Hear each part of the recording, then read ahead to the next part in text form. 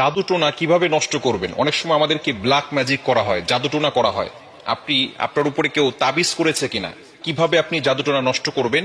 কারো কাছে যেতে হবে না, আপনি ঘরে বসেই নিজে নিজে এই জাদুটে নষ্ট করতে পারবেন। বিশেষ করে আমাদেরকে সতর্ক থাকতে হবে। অনেক সময় আমরা বিভিন্ন মানুষের কাছে যাই এবং আমরা সেখানে গিয়ে বলি, আমাকে একটু হাজিরা করে দেখেন যে আমার ভিতরে কোনো জিন আছে কিনা।